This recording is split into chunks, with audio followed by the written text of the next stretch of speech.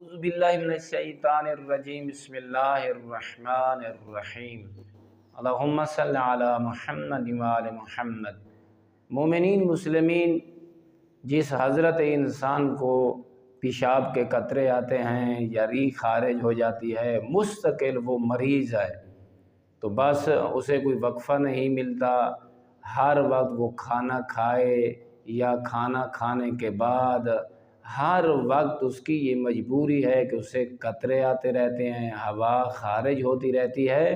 تو اس کا وظیفہ شرعی یہ ہے کہ وہ ایک مرتبہ اپنے آپ کو پاکیزہ کر لے، مثلا طہارت کر لے یا ان جگہوں کو دھو لے، اور وضو کرنے کے بعد وہ نماز پڑھنا شروع کر دے۔ ہاں، اس چیز کا خاص خیال رکھے کہ وہ تھیلی وغیرہ یا پیڈ وغیرہ پہن لے، نماز جب وہ پڑھ رہا ہو اس کے کپڑے نجس نہ ہوں اور اس کا لباس بھی نجس نہ ہو۔ بے شک نماز کی حالت میں اس نے ایک مرتبہ وضو کر لیا ہے، جو مستقل مریض ہے ان پیشاب کے قطروں کا یا ریح کا جو ہوا خارج ہوتی ہے، بس اسے دوبارہ وضو کرنے کی ضرورت نہیں ہے۔ والحمد للہ رب العالمین۔